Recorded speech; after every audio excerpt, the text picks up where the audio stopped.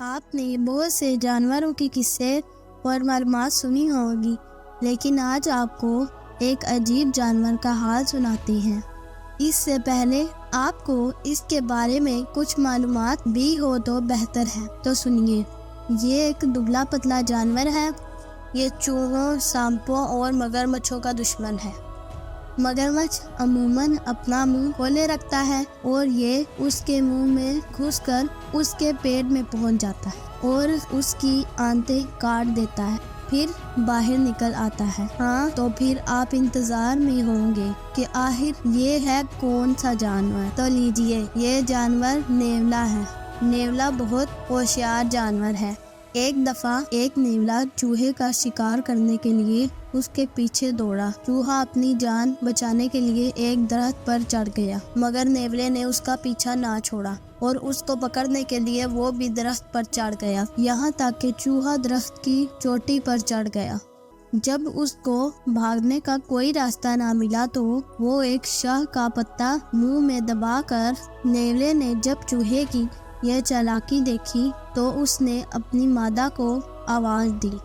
مادہ اس کی آواز سن کر درخت کے نیچے آئی تو نیولے نے اس شاخ کو جس پر چوہا لٹکا ہوا تھا کاٹ دیا۔ شاخ کے کٹنے سے چوہا نیچے گرا، گرتے ہی مادہ نے اس کو شکار کر لی۔ نیولا چور بھی ہوتا ہے۔ جب اس کو سونے چاندی کی کوئی چیز ملتی ہے تو اس کو اٹھا کر اپنے بل میں لے جاتا ہے۔ چوری کرنے کی عادت کے ساتھ ساتھ یہ ذہین بھی بہت ہوتا ہے۔ ایک دفعہ ایک شخص نے نیولے کا ایک بچہ پکڑا اور اس کو پنجرے میں بند کر کے ایک ایسی جگہ رکھ دیا جہاں سے اس کی ماں اس کو دیکھ سکے۔ اس ماں نے اپنے بچے کو پنجرے میں بند دیکھا تو بل میں گئی اور 1 دینار سونے کے سکے لے آئی اور اس کو پنجرے کے پاس رکھ دیا، گویا یہ اس بچے کی رہائی کا فدیہ تھا، اور رہائی کا انتظار کرنے لگی۔ مگر اس شخص نے پنجرہ نہ کھولا۔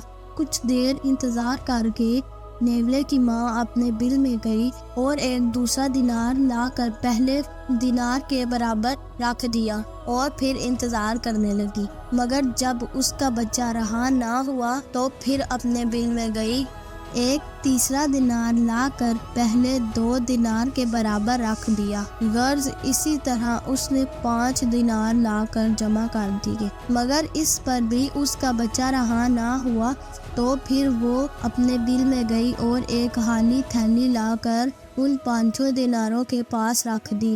کچھ دیر انتظار کرتی رہی، پھر بھی شکاری نے پنجرہ نہیں کھولا تو دیناروں کی طرف لپکی۔ یہ دیکھ کر شکاری نے تیزی سے جا کر ان پر قبضہ کر لیا اور پنجرہ کھول کر اس کے بچے کو رہا کر دیا۔